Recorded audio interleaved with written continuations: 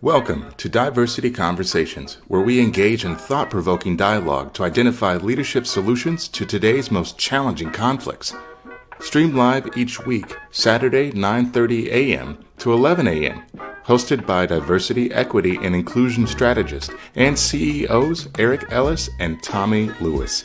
Join us and add your voice to this engaging diversity conversation. Good morning, Greater Cincinnati, Northern Kentucky, the United States, and the world. My name is Eric Ellis. I'm the president and CEO of Integrity Development Corporation, and I'm joined this morning by my good friend and brother, Tommy Lewis, president and CEO of Make It Plain Consulting. Good morning, Eric. Good morning, Tommy Lewis. How are you? Hey, Eric, I'm well. I am well rested.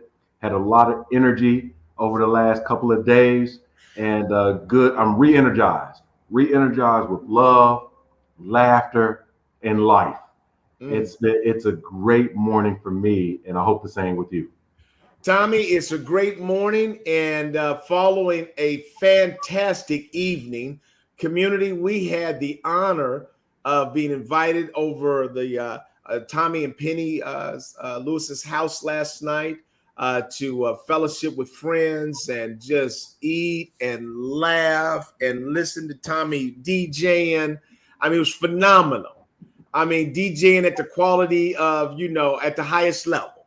So we were enjoying the music, enjoying the friendship, just really had an amazing evening. Tommy, I want to thank you for that.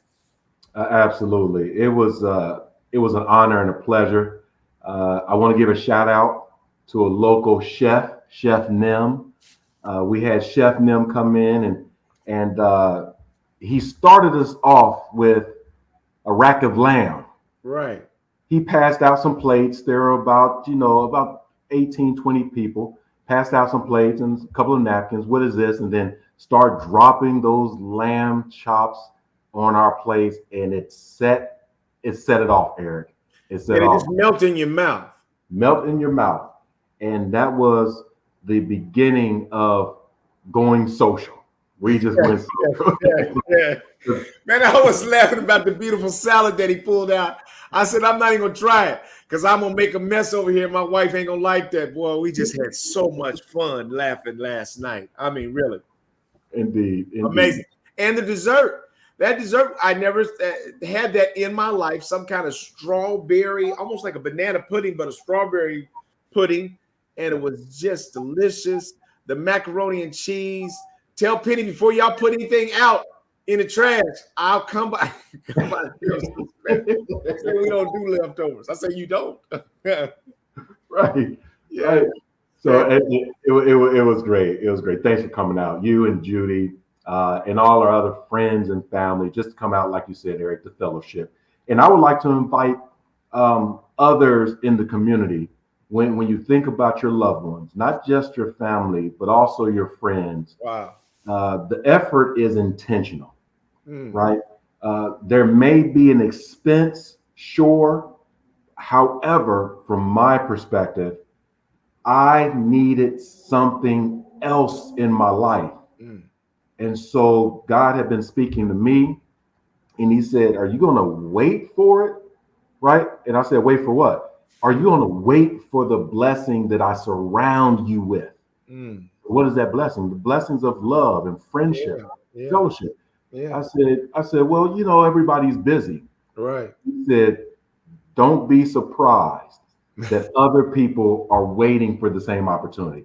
So I would like to extend to the community. Don't just wait for other people to create those moments. Just be about it. Don't talk about it. Be about it. From the time we stepped in the door and wonderfully took off our shoes because we felt like we were walking on holy ground. And I mean, it's just the sweetness of the two of you and the way you all engage with each other. And you invited people that you could feel that same spirit from person to person. In other words, it's important for us to almost prune out of our lives people that are not going to add something precious and positive to us. And that's what we felt last night was like, wow, oh, what? And just go around the group. And everybody's kind and sweet and peaceful and loving. What? Yeah. How is that? And we're grateful for that, because too often people think they're alone until you bring people together and they realize we're all starving for good fellowship. So thank you again for that. How was your week other than Tommy? Good week, Eric. We are in kind of delivery mode at work. We have a number of clients that we are very blessed and honored to have. But fortunately, over the last couple of weeks and next couple of weeks, kind of a lot of deliverables from all of our clients are due. From our assessments, the reports are due. The training that we've been preparing for, we have to deliver those. Right. So the latter part of June, beginning of July is busy. Right. And here's what I accredit it to. Now that I'm talking out loud about it now. So fiscal years, for the most part, they end around June, end of June, June 30th. Some of us work on calendar years. Right. And so what I'm experiencing is that the clients 2 months ago, they were planning to, get this work done to go into next year. And they have to have deliverables to show how the money is being spent. What are the outcomes from the services, et cetera. And so we don't have a problem with that at all. That's not what I'm saying. I'm saying next year I'm going to do something different. Right. Not let them all hit at the same time. Yeah. And allow my staff to really contribute in the way that they want to. Right. Because Eric, I had taken on a lot of those deliverables and I was getting overwhelmed. That's why the party, I'm getting overwhelmed. And my staff was like, we're here. We can do more than this little 50% of projects that you gave us. So it's been a good week, always lessons learned. Well, yeah, God teaches us. He says, oh, okay. So you really not going to trust nobody? Right. Okay. Well, let's just pile it on. You've been praying for business. Yep. No, business. No. I used to put the checks. I'm praying for checks now, not business. Checks. I had the wrong prayer. I need just checks. This work is not where it's at. This work is not where it's at. We gotta start praying differently, Tommy. Yeah. Be careful what you say for it. Right. Lord, I need more work. Lord, I need more business. Lord, and he gives you to it. No. I just want more money. I was trying to be cute with it. I just need the cash. So open up the conference. You know you got it. You have it. I don't need no more of this work. Man, that's a revelation I'm just now getting, man. Yeah. My goodness. It's the reason why we sometimes struggle to try to go get more business. Indeed. Because we know what it means because of the way that we operate. Yeah. And God is going to teach us. Yeah. He said, you want to grow, you want to learn. I'm going to teach you. You got to trust people. You got to depend on others. You got to develop people, or you're going to be up all night. Yep. So as I look at this week, we had a chance to go to SHRM. We spoke at SHRM's annual conference. Judy and I went to Las Vegas, and then we attached on, some additional time with the kids. SHRM had Janet Jackson there, so they had 25,000 people attend, and just a great event. I was grateful to deliver a mega session, Tommy, and my son was there. I told you that my oldest son has now joined the business. And so he came there and watched his mom speak and came to my session, took notes and things like that. Just grateful to be able to do that. Then we went to see Usher. Usher was amazing. We just had a real great time. And I just lounged around and didn't do much, and was grateful to just kind of enjoy some time running around town with the Uber drivers. That was just a whole different experience there in Las Vegas. But then came back and did a webinar last week with the sort of tech firms looking at AI and how it meets the needs, how you mesh that with technology. And the real lesson that came out of that webinar was that technology is nothing without the character and the integrity of the user. So it really boils down to us. You still have to have humans that are engaged to both supervise technology, because as we go into this sort of artificial intelligence world, it's only as fair as the people who are managing it. So enjoying getting into that space. And there was one other thing that I did that's kind of slipped my mind. But the things that we wanted to talk about today, Tommy, was just looking at some of the things that are happening in the world around us. I said before the show that we'd start with the cons, but I think I'm going to reverse that and say, let's start with the pros, because we want to look at, everybody is looking at Ocean Gate.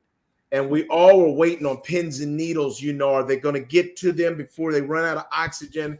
And then we learned that it imploded fairly quickly. I mean, just blew up. And the CEO was on the vessel himself. I think he had a son on the vessel who died, 19 years old. There were a couple other billionaires that were on this vessel. Tommy, we're looking at all of that and saying, how can you just kill yourself, sort of in this almost experimental submarine? And so just looking at that and began to do some research around the pros and cons of leaders embracing, listening to sort of perspectives that are contrary or opposed or, to what they believe. And so I don't know if you want to weigh in there just on your thoughts, but I think sometimes leaders can get to a place where they're not listening. It's what you and I talk about from a diversity standpoint, that diversity is not just about having different colors in your workplace. It's about having those perspectives that you take advantage of. And when we get to the place that we're not listening any longer, Tommy, there can be some real consequences. So Mao Zedong, Eric, said that a smattering of knowledge is a dangerous thing. He said, in other words, a little bit of knowledge is a dangerous thing. And with leadership, what happens is leaders are exposed and receive just a little bit more than a little. Right? And that small increment that is above the average, right, can become very intoxicating. That leadership, power, pride, knowledge, exposure can be intoxicating, so much so that we are either kind of blinded by our own presence in leadership, not understanding that there's a bigger, much powerful leader that is actually a servant, right? And then the other piece is that with leadership, there is this either learned or inherent driver or motor toward kind of achieving unusual accomplishments. Right. So in this particular situation, there may be a number of variables, but one is, I think it, I have the resources to do it, therefore I can do it. I can build a vessel and go down to the Titanic. I can build a vessel and go into outer space. I can develop a network of people to rule and run the world. That sometimes, as Mao Zedong said, a smattering of information is a dangerous thing. Yeah. And smattering is a subjective term that really speaks to the limitations of what we can see and then what we think about what we can see. And I love that what you created for us, Tommy, is this notion of there are these pros and cons, and we ultimately history judges you by whether it worked. Yeah. And so we look at him, and so here's this innovative CEO who's a master of the ocean.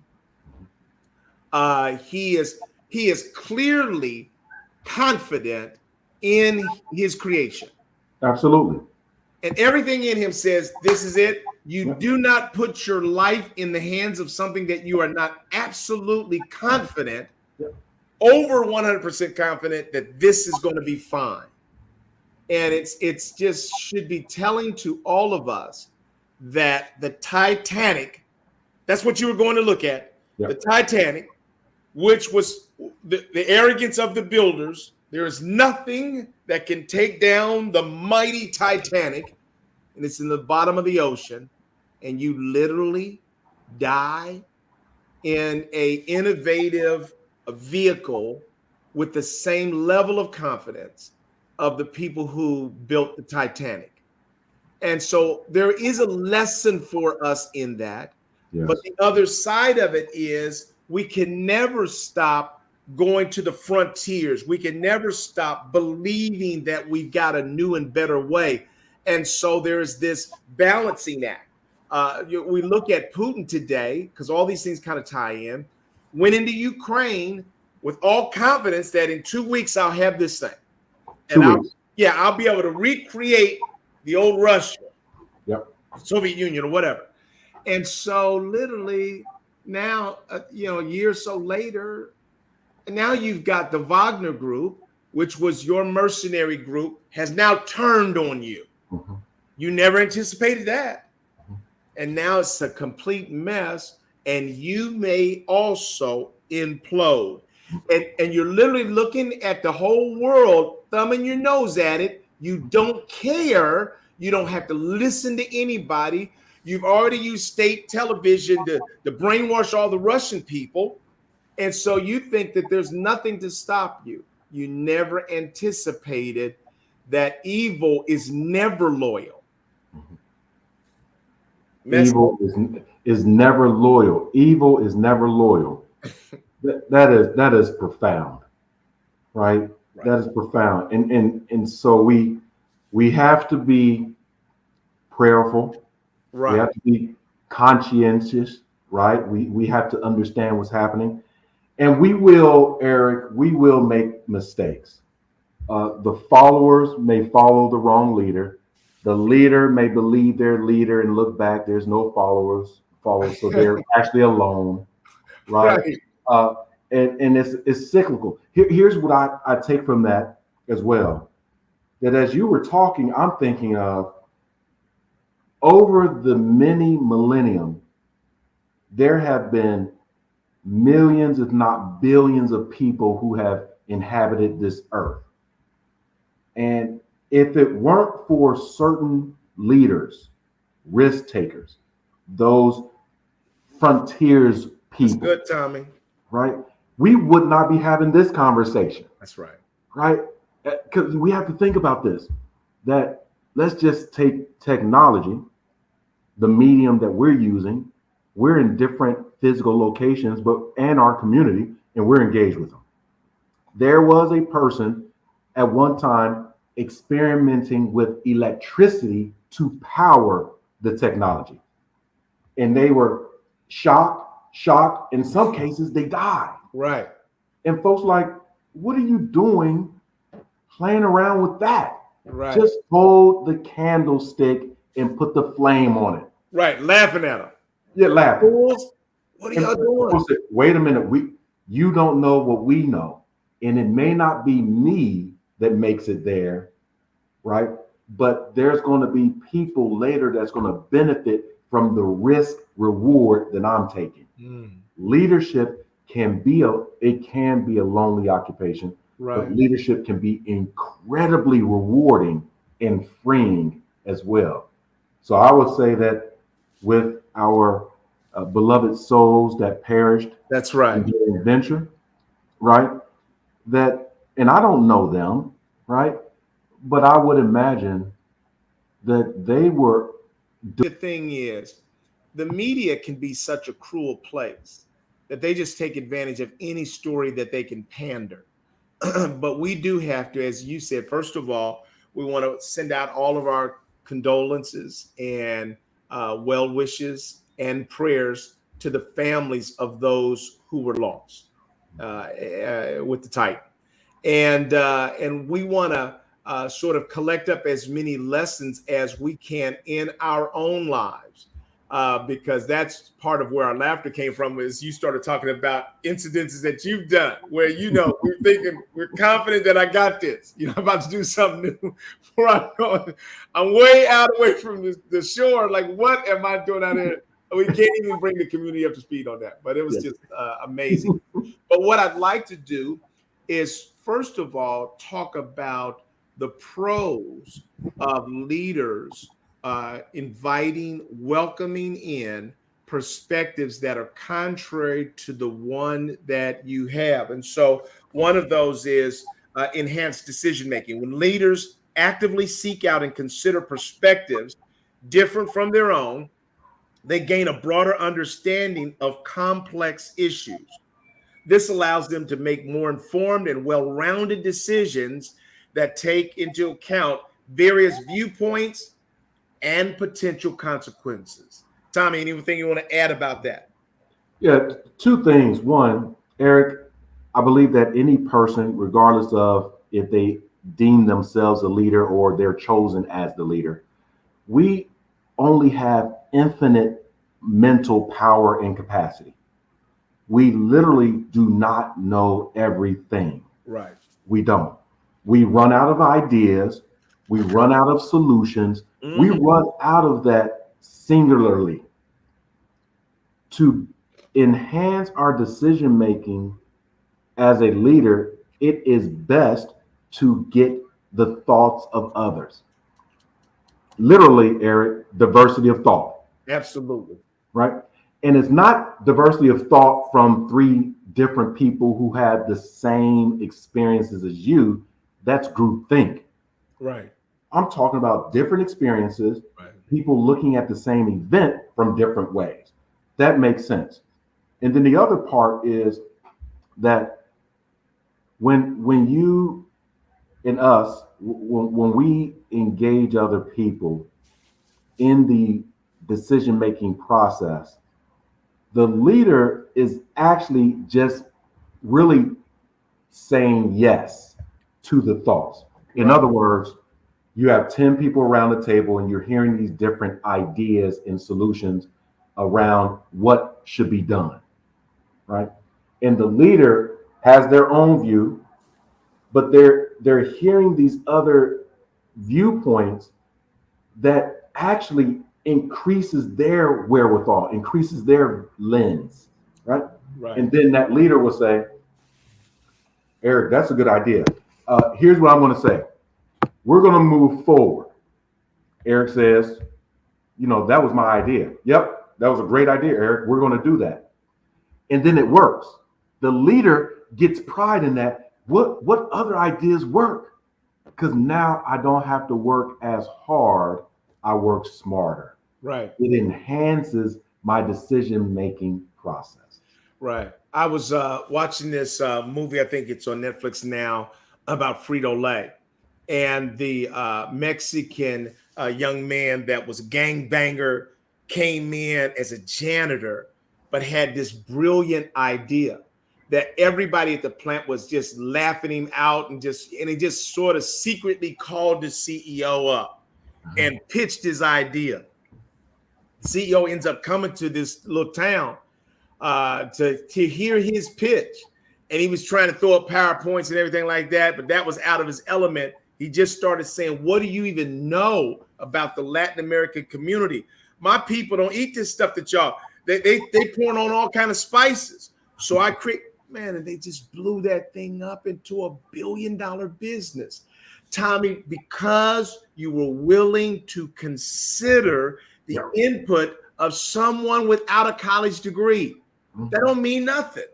And so what you and I have seen over the years is that one of the biggest problems in many of our clients is not really creating the mechanisms to consider, to listen to value perspectives that are different than their own and come from people at different levels even. Yep, absolutely. Let's look at the next one. Innovation, creativity. We talked about that. Better problem solving, improved team dynamics. Let me sort of see what this says. When leaders embrace perspectives contrary to their own, they demonstrate openness and inclusivity. They can foster a culture of trust, collaboration, and respect within teams. Employees are more likely to feel valued and engaged when their perspectives are acknowledged and considered, leading to better teamwork and overall organizational performance. Tommy, how have you seen that in the clients that you work with? So I'm going to be even more specific, not with the clients, because we can go there, but I'm going to just talk about my team and a particular team member. And so, full transparency, I have an executive administrator. Her name is Nicole. She is brilliant. She has decided for her career to be a support. I want to be crystal clear, Eric. Right. She's decided. Right. Here's what I've learned. Over the last 3 to 4 months, we have a new client. It's a very large client, and it's the project is very, very confusing to me. It is. I'm losing sleep trying to understand this thing because the actual project is going to go out nationally, and it's a particular national practice and policy. It's a big deal. It's a government type of deal. It is. And so we have sometimes 2 or 3 meetings a week. They're each an hour to 90 minutes. Early on, I became exhausted of these meetings. Really, I'm 6 or 7 meetings in, I became exhausted. And I turned to Nicole, who's on the calls as well, and she's dissecting the meetings. Right. She asked me one day, what role do you see me in on this project? It's like, okay, all right, hold on. I actually see you being the lead on this project. She said, okay, I can do it. She didn't banter. Oh, okay, I can do it. And what I am the leader, literally entitled, Eric. Right. Behind the curtain, the Wizard of Oz, and all those, that is Nicole Keith. Yesterday, because we have a deliverable on Monday, yesterday we had our 60-minute debrief, she and I, and she was going through all of her ideas, and I felt literally that our team dynamic was even stronger because high trust, right, performance, high communication, right? And I'm like, yeah, you can do it. And she's like, I've always been able to do this, right? I chose my role. And so I can see that how even in a family, you may have the male in some cases is the head of the household.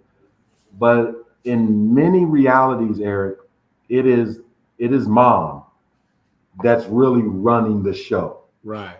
Yeah, she's holding it up. So that's what I'm thinking about. Improved team dynamics is really that fostering that culture of trust, that culture of collaboration, absolute respect, and team effectiveness. And here's the latent message that you're delivering. Tommy Lewis is saying to us this morning that although Eric and I teach diversity, we are continuing to learn. And that if we're not careful, any of us can sort of, in a latent way, buy in to some of the biases that exist in the world around us. You don't have a college degree, you're working as an assistant or whatever. And we can begin to operate that way. And you're saying to us that without a degree, but with every talent, skill, and ability needed to lead, the person was saying, I'm ready. I chose this. I like how you emphasize this. This is not all I could do. I chose this role to be a support. And you said, I opened up that aperture to really give someone the opportunity that I was seeing myself. And literally, they're delivering on that. And I think that that's something that all of us, Tommy, have to buy into. You and I are not just teachers, we're students. We keep learning. Yep. And I would say real quick that Nicole has multiple college degrees. Oh, okay. He's literally decided, hey, I'll take the supporting cast. Oh yeah. That's even bigger. Yeah, it's even bigger. So with that, there are folks who have run major multinational, multi-billion-dollar companies, incredible salaries, incredible resources. They go into retirement and then they work for the nonprofit. Right. And they're saying, listen, I want to be in this role. Right. And they very well could say, I used to run an organization that had 25,000 employees or 100,000 employees, but I just want to run this one little department where just me. Right. We look, the pros of this, Eric, is when we look at improved team dynamics, we have to truly value the individual in where they are. We have to, because we never really know a person's lived experience. We never really always know their interests or capacity, but whatever they do, there's more to them. So it's are you the millwright, the one that builds the furniture, or are you the poet? Last evening, Eric, I was DJing. Right. I love music. Right. I wasn't the CEO of a company. No. I was serving my guests with music and song. Right. The same thing. And that engineering gift that you have and skill set that you have also works nicely into DJing.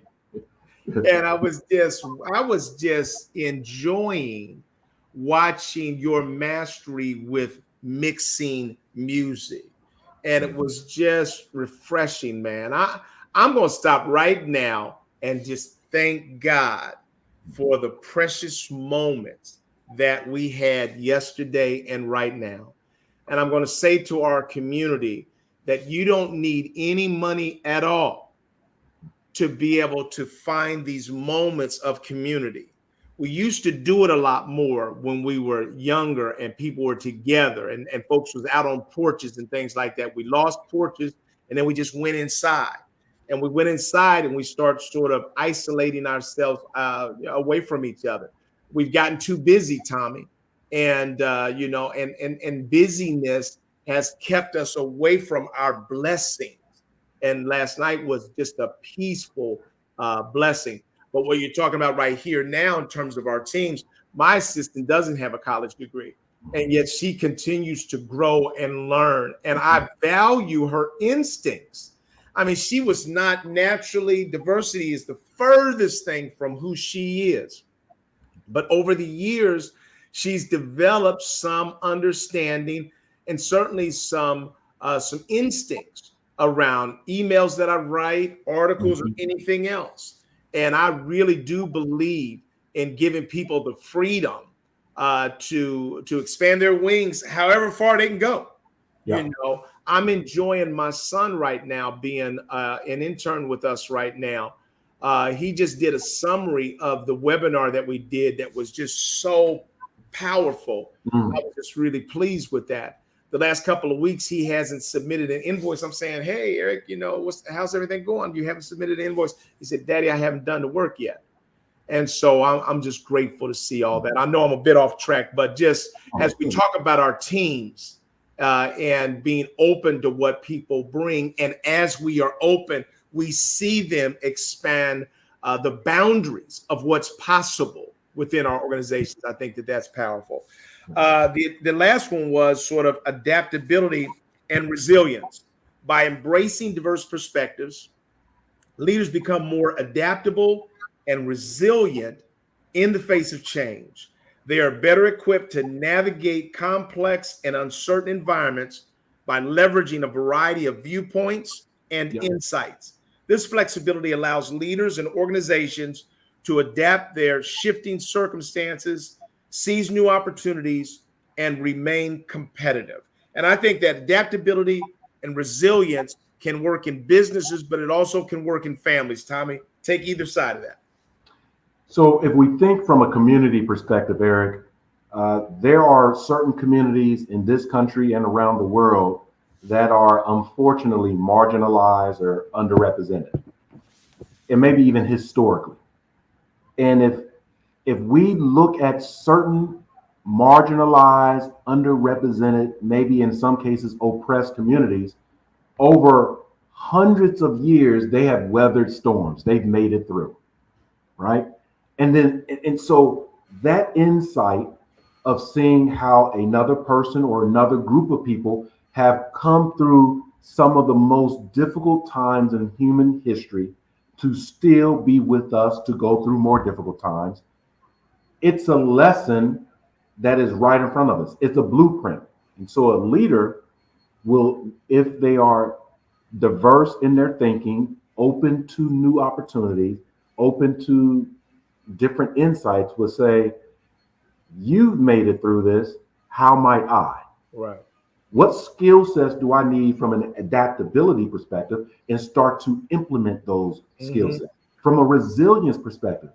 Because I think that, I had a hangnail. That's the worst thing in the world. You went through another experience as a group of people, and you're still here saying, hey, we'll be okay.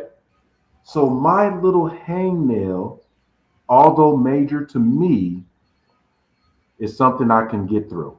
Because I actually have seen an example in another human being that they too can get through. That's how being adaptable and being resilient is not only two separate words, but there are actually skill sets and actions and even a mindset. Right. The mindset of resilience is this too shall pass. Right. Just get through it. Right. Get through it. Yep.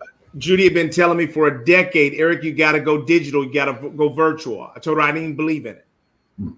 I said, if these companies won't bring people together, and then the pandemic hits, and then all of a sudden I had to scramble. Yep. And literally I had to then adapt to something that she had told me 10 years earlier. Yep. If I'd have been listening better, I'd have been way out in front of this thing. Tommy, let's go to our community, man. They've said a few things, and I just want to make sure that we acknowledge those. Talk about this one. Exactly. It's being open to possibilities, right? It's that, and that's a powerful leader. Yeah. I mean, again, I said before, Eric, that, we get limited in our ideas, in our decision making.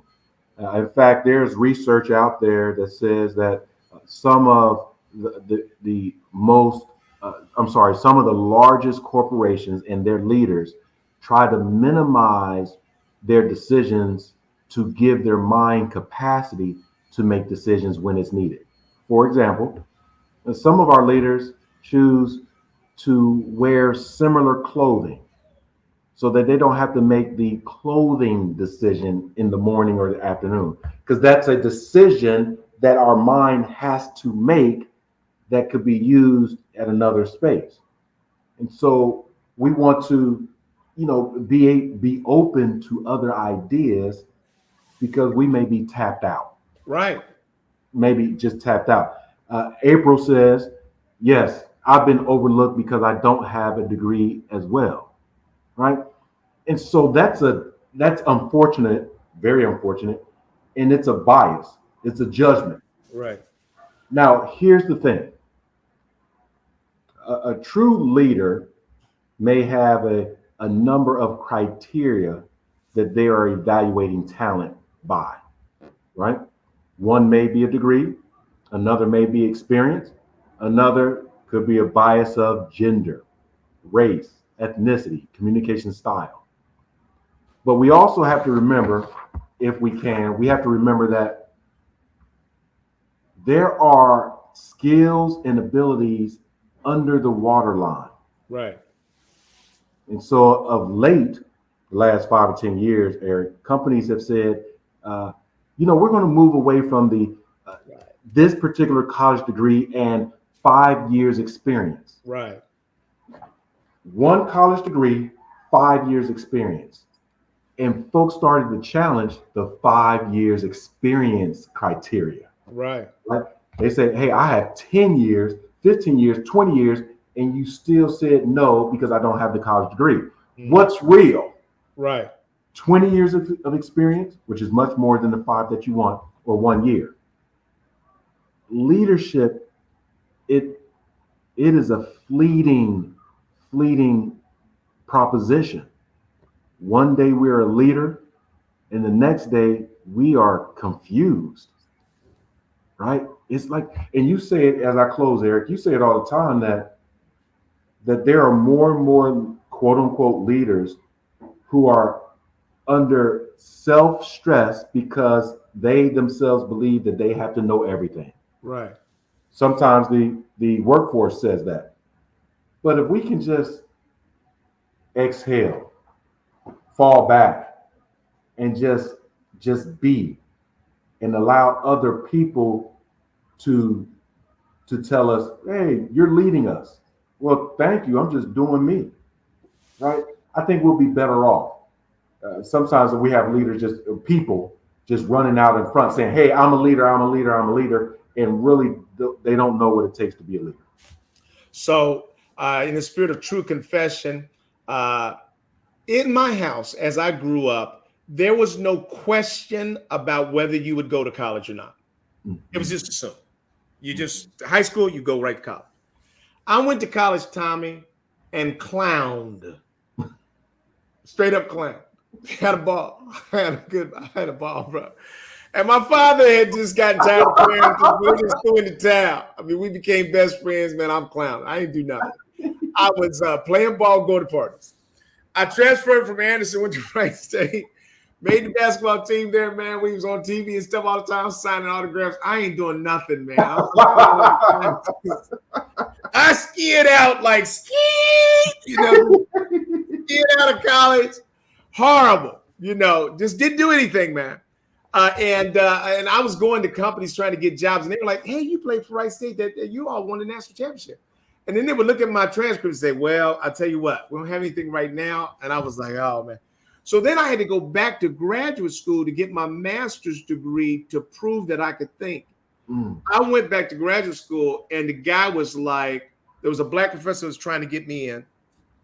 White professor was looking at my transcript, and he was saying this in front of me. Look at this. I mean, there's no way he can make it through graduate school. Look at these grades. And the administrative assistant was there like, do y'all want me to have Mr. Ellis wait in the hallway while y'all talk about him? And the black professor was like, nah, he needs to hear what people are saying about it. And I never forgot that. Come on. Now that got my attention. Oh, you think I'm not smart? Okay. If you make the mistake of letting me in, I'm going to show you who I am. And that's what I did, man. I got in. But I got my master's degree in planning. There's nothing I do today in planning. What I want to say to the community is that this is a game out here that we play. And that a lot of what I did was I knew it was a game. So I said, okay, get a master's degree just so that I can now pass over the hurdle of am I smart enough? It doesn't matter what the master's degree in. I even tell my kids right now, it doesn't hardly matter what college degree you get, just get one. It's just the world that we're in. It's a biased world, but I'm not delusional. Right. I'm not sitting here missing the fact that smart sometimes has nothing to do with whether you went to college or not. And I'm so grateful that the business world is beginning to change away from just, because people that didn't have degrees were like, they had a college degree in basket weaving. What was that worth? Sure did. But that's the game that we were playing. And so if it's a game, then you and I learn how to play it. But I know myself, and I think that we as a society are now beginning to course correct around this. Why? Because many of our brightest young people are rejecting college. They're saying that's too much money for nothing. I don't need it. I can go create something, invent something, start something on my own. Let's look at what else April had to say.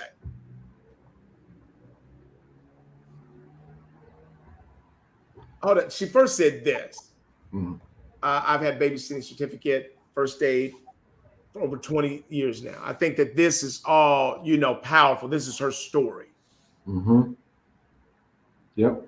In the backgrounds, I have been in early child care since age 5.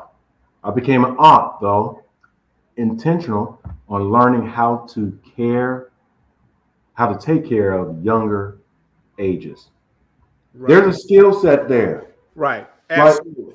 So, Eric, again, when we look at child care, even adult care, it's a double-edged sword where there's a passion, there's a competence to do that, and then there's sometimes and oftentimes there is regulation around how to care for young people and adults. Right. So you have to get credentialed. Right. And so what does that mean? What am I saying?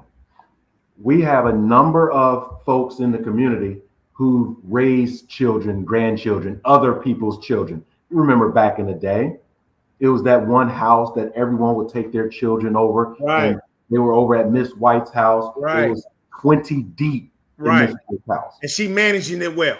She managed it well, right? She had a 7th grade education. Right.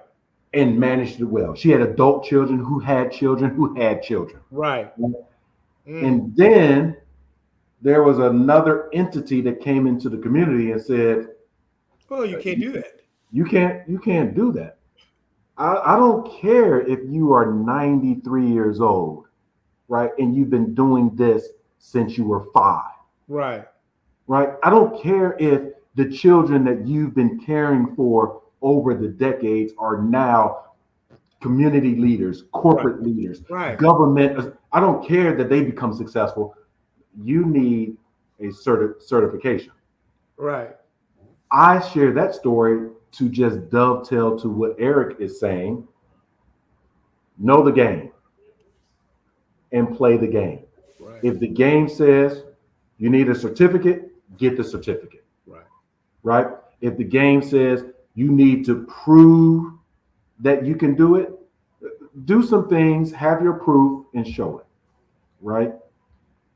And that's what we do. April, continue to do what you do. Right. Be who you are and play the game, I would say, honestly. Right. And then also, this is not just to you, April, it's to all of us, that when the rules of the game are changed as we are playing them, don't get bitter. Don't get angry. Right? Don't get frustrated, Eric, because you can expect that the rules of the game will be changed, particularly when you are winning as a leader. Here's what I heard yesterday as an athlete. Winners do not hate on other winners. They don't hate on other winners. Winners do not hate on losers. It's losers that hate on other losers and hate on other winners, right? So when you're winning, you always support the winner. Tommy Lewis, always supporting Eric Ellis, right? Eric got a good piece of business. This project, good for Eric, right? Right. We're winning. If you're losing, it's not, oh, you're a loser. Nope. Just continue to play the game, adapt, be flexible, enhance your decision-making, be innovative and creative, right? Improve your team and your network, and that's where you end up. Right. And I would say this too, April, that people like you actually teach the system. The system sometimes doesn't have a whole lot to teach you. Indeed. Come on now. Come on. I'm going to go back to this. I'm going to go back to this right here. You know, I grew up on Derek Turnbow in the summer, which opened my eyes to how kids were affected. That's something that the certification programs don't know all the time. They don't have all that insight. And so when you're bringing that to the game, understand that sometimes you are going to be the teacher of the system. And we are just grateful for who you are and for what you're contributing. You are a blessing to our community. And however we can be helpful, we certainly want to do that. But we celebrate you this morning. Yes, we do. Yes, all right, Tommy, let me see if I can hit one or two more before we go. Let's go to the other side, Tommy, because I talked about the other side of sort of the pros of inviting different perspectives. Sometimes, Tommy, it's not the wisest thing to just, sometimes innovation says you got to go in spite of, contrary points of view.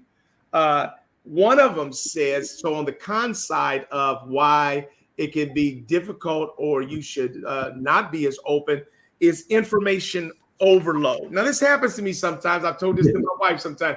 She wants to give me one more good idea. Tommy, it's like that game Jenga. You pull one more thing, the whole thing topples down. It's like sometimes you give me one more idea and I'm like, hold up. I already got enough. I know the one you got is so it says here that considering a wide range of perspectives can lead to an overwhelming amount of information and viewpoints. Leaders may find it challenging to sift through the diverse opinions and perspectives, making it difficult to make timely decisions or take action. Information overload can slow down the decision-making process and create confusion. Tommy, what's the balancing line between being open and then sometimes too much? So being open, be careful what you ask for. If you ask for ideas, you ask for solutions, they will come out of the woodwork. Yep. I'm talking about ideas, Eric, in your spirit. When you're walking around just in the street, someone will say something that will pull that thread of an idea. Right. And now you're literally full of ideas. Yeah. I got 15 new book titles because of that right there. Full of ideas, right, and not making a single decision, simply acquiescing or waffling. Right now, they call you a waffle. Right. Lay a marker down somewhere. Get started, bro. Lay a marker down. Right. Lay a marker. And so part of that information overload is, I think there's sometimes a fear of making the wrong decision. Right. And so you want to be well informed to make an informed decision. Right. But in the process of gathering information, if you're not making a decision, things are still happening, right? Either if it's going downhill and you need to make a decision and you're waiting to get more information, it's still going downhill. Right. If it's going uphill, right? And there's a decision that has to be made. Do we splinter? Do we move into another space of growth? If you're not making that decision, when you come to that growth opportunity, that fork in the road, you end up running into the median, right? And that's work overload. That's rolling down that highway, getting to that split, and hitting the water barrels in the middle. Right. Work. That's information overload, and it happens in my world, in your world, Eric. No doubt about it, Tommy. No doubt about it, Tommy. And Tommy, the reason why we've been able to sustain business is because over the years we have been able to pull the cord. We've been able to pull the rip cord and make a call. Because if you can't make some decisions and move ahead, whether right or wrong, you're never going to survive in business, because you got to figure out how to feed yourself. Let's look at sort of you talked about slow decision making, the risk of indecisiveness, the threat of organizational cohesion. Let me just read this one, Tommy, and see what your thoughts are about this. That one of the cons to being open to 1,000 new perspectives is the threat to organizational cohesion. Embracing contrary perspectives without a clear framework or shared values, that's interesting, can pose a risk to organizational cohesion. If leaders consistently prioritize conflicting viewpoints over common goals and values, it can create divisions and weaken the sense of unity within the organizations. Leaders must ensure that diverse perspectives are integrated into a cohesive vision and strategy to maintain organizational alignment. I think therein lies the challenge that many organizations sometimes face as they consider DEI initiatives.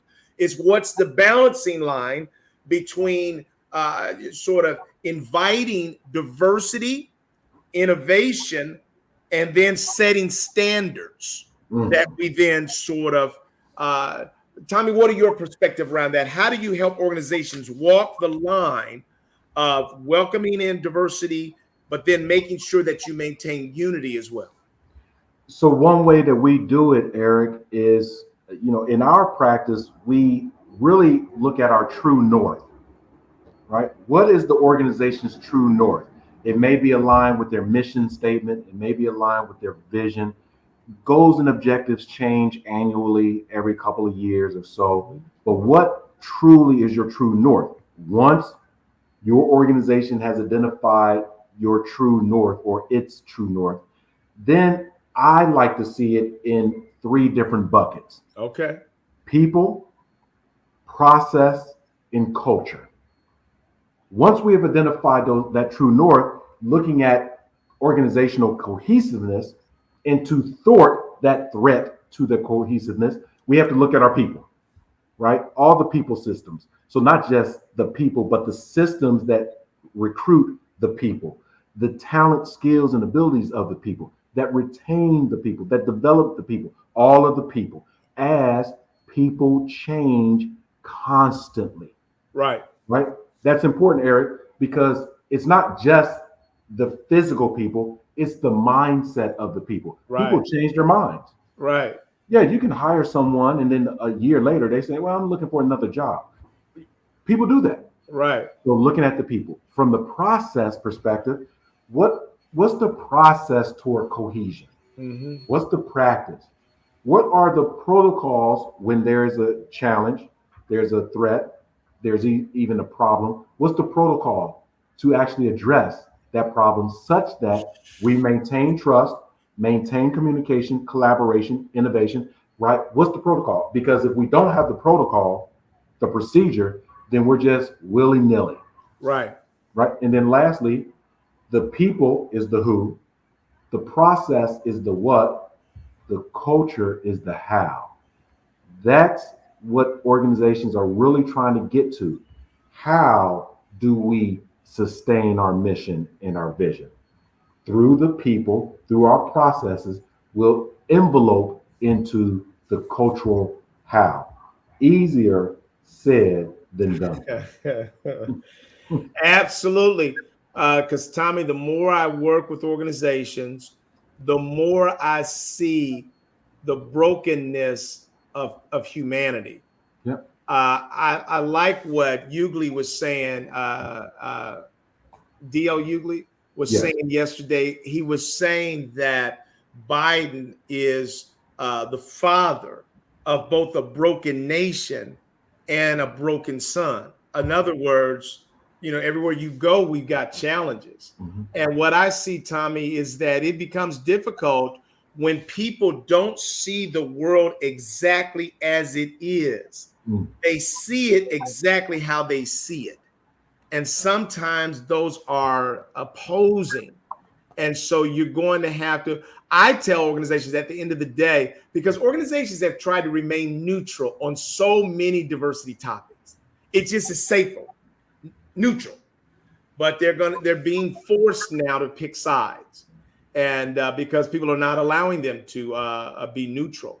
I just look at what's happening with Disney in Florida right now.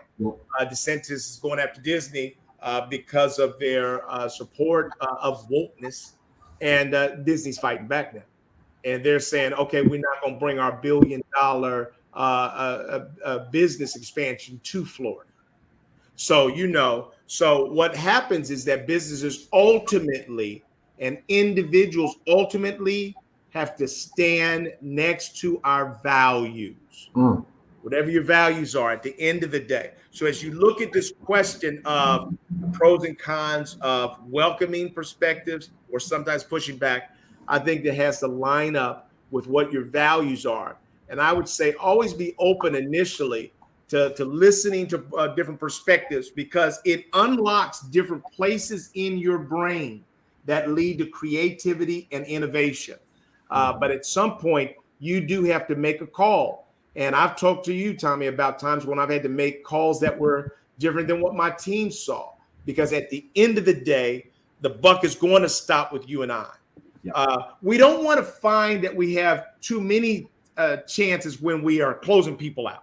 Right. We should mainly be welcoming in diverse and different points of view and considering those, because there's a lot of value in that for us. On some occasions, rare occasions, we're going to have to push back and say, thanks for that, but this time I'm going to have to go in a different direction that my gut is saying to me. Eric, I know we're closing out for today and want to appreciate our community for joining us again. In the time that we've been together, having the dialogue, we had the pre-work and the pre-session. Just now did I receive the words of wisdom from you in the Epiphany. Here's where it comes from. Tomorrow, I will be leading with my team a nonprofit organization that I started a few years ago, called the Illuminate Leadership Institute. Yes. And on tomorrow, we'll begin a 6-day residential opportunity for our young people during this Illuminate Leadership Conference. And over the last several months, I've been having conversations with some parents who were concerned, and I've been trying to explain to them that this is not a summer camp. Right. This is not an extension of their academic school year. Right. This is a leadership institute. Right. Today, I have a tool, some pros and cons around leadership. Right. Excellent. Our activities are designed to surface up the 5 pros and the 5 cons. Right. What we talked about today, Eric, this is epiphany to me. Right. That's this powerful, is man. not what we learned in undergraduate school or graduate school. That's right. It's not. No. Right? This is through trial and tribulation, through wisdom, through research, using technology, using the tools to say enhanced decision making, all the way to risk in indecisiveness. Right. Yeah. Man, I love it. I'm going to run tomorrow. Right. And I get that too. Yeah. But you and I have said it. I'll say this as we close out and then let you have the final word, Tommy, that we've said that we are grateful that our faith, our belief in God, that God is ordering our steps. And we came into this having no real clarity that it would be so meaningful for how you are going to frame what you're doing as you're preparing our current and next generation of leaders. This is it. We've talked about examples that are happening all around us in the world of leaders that are either considering or not considering the pros and cons of these leadership traits. And now you're going to be able to sort of help that shape the conversation as you prepare these young minds. That's powerful, man. Yeah. I would like to thank our community and my good friend and my brother, Eric Ellis, for another fantastic edition of Diversity Conversation. We invite you all next week to join us, same bat time, same bat channel. Please enjoy your weekend and be blessed. Thank you for joining us for Diversity Conversations. Take care.